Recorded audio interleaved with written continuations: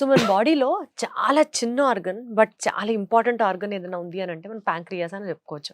ప్యాంక్రియాస్కి సంబంధించి కూడా మెయిన్గా షుగర్ రెగ్యులేషన్ దగ్గర నుంచి హార్మోనల్ రెగ్యులేషన్ దగ్గర నుంచి డైజెషన్కి హెల్ప్ అవుతుంది అని చెప్పి ఇలా కొన్ని ఫంక్షన్స్ మనకు తెలిసిన భాషలో మనం మాట్లాడుకుంటూ ఉంటాం మన కామన్ నోట్. కానీ ప్యాంక్రియాస్కి సంబంధించినటువంటి జబ్బులు ఏదైతే ఉన్నాయో చాలా కొద్ది మందికే తెలుసు అవగాహన దానికి సంబంధించి. సో వీటి గురించి కాస్త తెలుసుకునే ప్రయత్నం చేద్దాం. డాక్టర్ రవికాంత్ గారు ఉన్నారు, అడిగి తెలుసుకుందాం. సో యూజువల్గా ప్యాంక్రియాస్కి ఎలాంటి జబ్బులు వస్తూ ఉంటాయి? కడుపులో నొప్పి అన్నంత మాత్రాన అది ఏ నొప్పి అన్నది చెప్పలేం కదా సార్.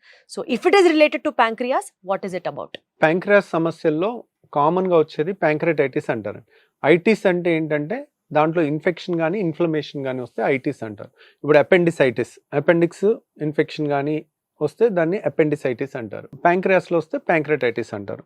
ప్యాంక్రియాస్ అనేది మనకి 150 గ్రాములు ఉంటుందండి మనిషికి. బాడీలో అడ్డంగా పడుకుని ఉంటుంది.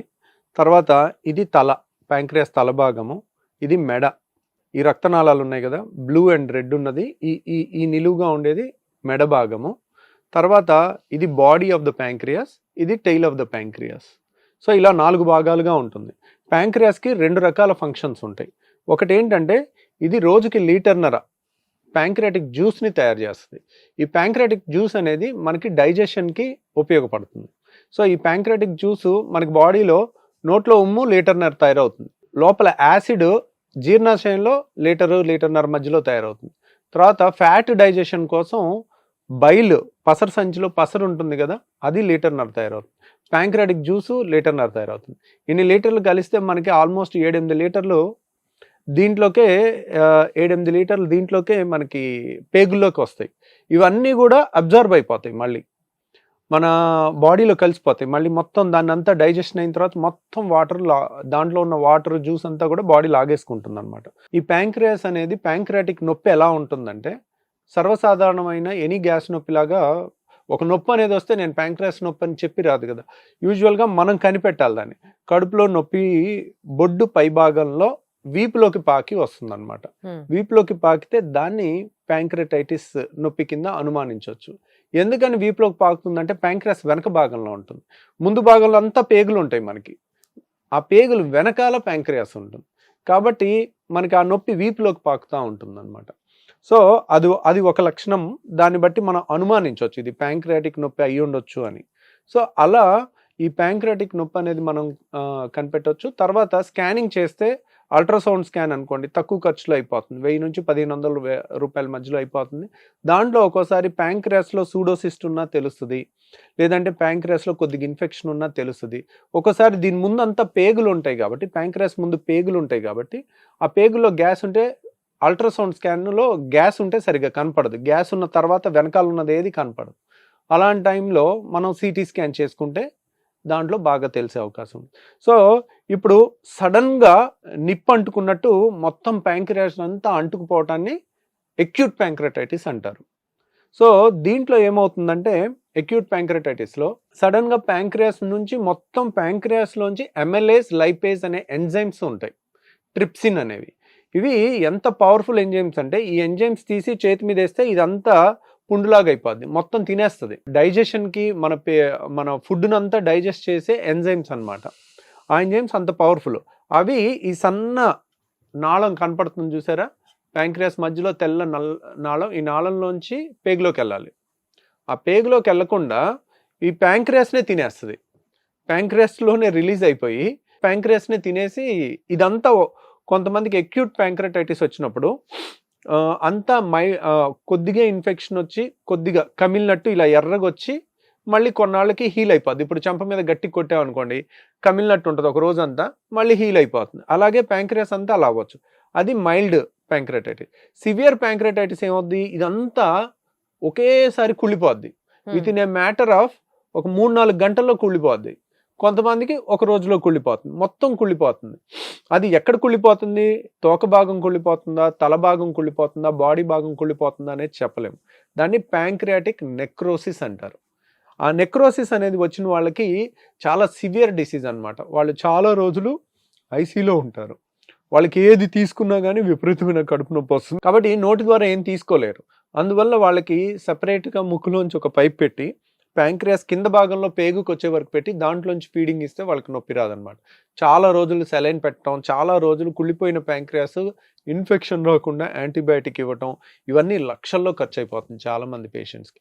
ఇప్పుడు మామూలు హాస్పిటల్లోనే 1 లక్ష 2 లక్షలు బిల్ అవుతుంది. అదే ఏదన్నా కార్పొరేట్ హాస్పిటల్కి వెళ్తే కనుక 10-20 లక్షలు కూడా బిల్ అయిపోవటం అనుకోవటంలో సందేహం ఏం లేదు. ఈ ప్యాంక్రియాటైటిస్కి మూల కారణం ఏంటి అన్నారనుకోండి, ప్యాంక్రియాటైటిస్కి ఇంజురీ.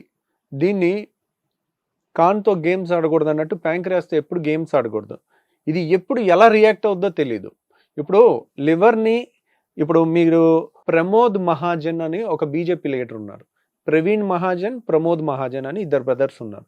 ఒకతను బీజేపీలో టాప్ పొజిషన్కి వెళ్ళాడు. వాళ్ళ బ్రదర్ వచ్చి తన్ని పిస్టల్తో షూట్ చేశాడు.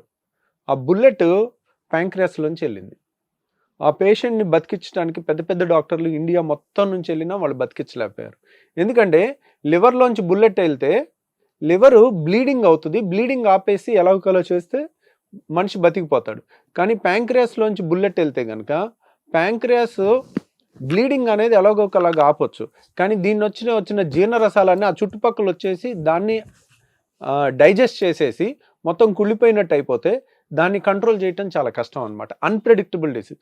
నాకు ఇప్పటికీ గుర్తుంది, నేను నిమ్స్లో స్టడీస్ చేసేటప్పుడు మా ప్రొఫెసర్ ప్యాంక్రియాస్ మీద ఇంత చిన్న పులిపిరికాయలాగా ఇంత నీటి గడ్డ ఫామ్ అయింది.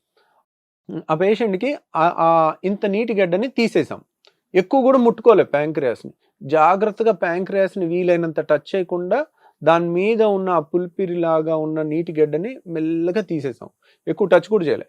నెక్స్ట్ డే ఎంత భయంకరంగా రియాక్ట్ అయిందంటే మొత్తం ప్యాంక్రియాస్ బొగ్గులాగా కుళ్ళిపోయింది. అబ్బా, ఒక్క రోజులో మొత్తం కుళ్ళిపోయి ఇక్కడంతా ఎప్పుడైతే ప్యాంక్రియాటిక్ జ్యూసెస్ అన్నీ వచ్చినాయి, నేనేం చెప్పాను, ప్యాంక్రియాస్కి ముందే పేగులు ఉంటాయని చెప్పాను. ఈ జ్యూసెస్ అన్నీ ఉండి చీమ్ పట్టేసింది. అది బయటికి రావడానికి దారి ఉండదు, కరెక్ట్ పొట్ట మధ్యలో.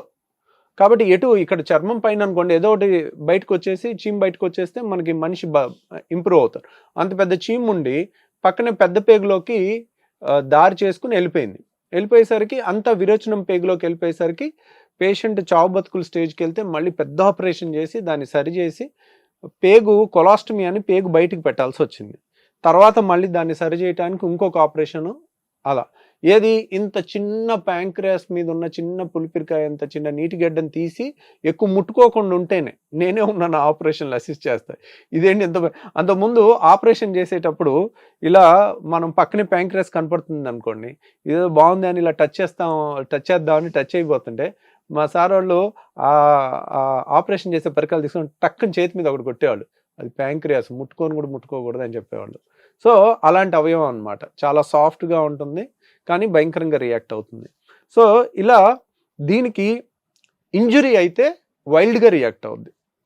ఆ వైల్డ్గా రియాక్ట్ అయ్యి ఇంజురీ చేసేది ఏంటి? ఆల్కహాల్. మోస్ట్ కామన్ కాజ్, అన్నిటికన్నా ఎక్కువ ప్యాంక్రియాస్ డ్యామేజ్ దేనివల్ల జరుగుతుందంటే ఆల్కహాల్ తీసుకున్న వాళ్ళకి. Alcohol is a irritant to pancreas. So అది ఇరిటెంట్ అయ్యి దాంట్లో పేగుల్లోకి రిలీజ్ చేయాల్సిన ఎమ్ఎల్ఏస్ లైపేస్ ట్రిప్సిన్ని ప్యాంక్రియాస్లోనే రిలీజ్ చేసేసుకుని దాన్ని అదే చంపేసుకుని మనల్ని చచ్చేంత బాధ పెట్టుద్ది అనమాట. కాబట్టి పొరపాటును కూడా ప్రాబ్లం ఏంటంటే ప్యాంక్రియాటైటిస్ వస్తుంది, విపరీతమైన నొప్పి వస్తుంది, వాళ్ళకి అడ్మిట్ అవుతారు. మనం మంచిగా సెలైన్ పెట్టి ఇంజెక్షన్లు పెట్టి ప్యాంక్రియాస్ని అంతా తగ్గిస్తాము, దాన్ని శాంతింపజేస్తాం, చక్కగా హ్యాపీగా ఉంటుంది. మళ్ళీ ఒక 2 నెలల తర్వాత వెళ్ళి మళ్ళీ ఆల్కహాల్ తాగొస్తారు, అప్పుడు ఇంకా భయంకరమైన ప్యాంక్రియాటైటిస్ వస్తుంది. సో ప్యాంక్రియాటైటిస్ ఉన్న వాళ్ళకి మోస్ట్ కామన్ కాజ్ ఆల్కహాల్. ఈ ఆల్కహాల్ అనేది మళ్ళీ తీసుకోకూడదండి. సరే, ఇప్పుడు మనం లివర్ గురించి మాట్లాడుకున్నప్పుడు లివర్ అనేది డీటాక్సిఫై చేస్తుంది కాబట్టి ఆల్కహాల్ అంటే టాక్సిన్స్ డీటాక్సిఫై చేసి అది ఫ్యాట్ కింద మారుస్తుంది అని అనుకున్నాం కదా. ప్యాంక్రియాస్కి ఎందుకు ఆల్కహాల్ తీసుకోకూడదు? దాన్ని ఏం చేస్తుంది? యూజువల్ గా దానికి స్పెసిఫిక్ రీజన్ అంటూ ఉండదండి. ఆల్కహాల్ ఈజ్ ఏ ప్యాంక్రియాటిక్ కూడా టాక్సిన్ అన్నమాట. ఇప్పుడు మనం అటు తిరిగి ఎటు వెళ్ళినా పేగుల్లోంచి వెళ్లాల్సిందే, జీర్ణ వ్యవస్థ దగ్గర నుంచి దాటుకుని వెళ్లాల్సిందే. తర్వాత వెళ్ళిన బ్లడ్లో ఆల్కహాల్ లెవెల్స్ పెరుగుతాయి. ఆ లెవెల్స్ పెరిగినప్పుడు కూడా ఇది డైరెక్ట్ టాక్సిన్. దీని మీద అంటే కొన్నిటికి కొన్ని ఏం అవ్వదు, మనం చర్మం మీద కొన్ని వేసినా ఏం అవ్వదు. అదే కంట్లో అదే ఒక చుక్క వేస్తే మనకి వెలువెల్లాడిపోతాం. అట్లా ఇది అలా ఆల్కహాల్ తగిలితే పాపం వెలువెల్లాడిపోద్ది. కాబట్టి ఒక్కసారి ప్యాంక్రియాటైటిస్ వచ్చిన తర్వాత మళ్ళీ దాని జోలికి వెళ్ళకండి ఆల్కహాల్. సో ఇంకొక కారణం ఏంటంటే పసర సంచిలో రాళ్ళు వచ్చి ఇక్కడ ఇరుక్కున్నా కానీ ప్యాంక్రటైటిస్ వచ్చే అవకాశం ఉంటుంది. సో మీరు చెప్తుంటే అన్ని రోగాలకి మూల కారణం ఆల్కహాల్ అన్నట్టుగా అనిపిస్తుంది సార్. లివర్ పాడైపోవాలనుకున్నా, ప్యాంక్రియాస్ పాడైపోవాలనుకున్నా alcohol. Better stay away from alcohol. Thank you so much sir. Thank you.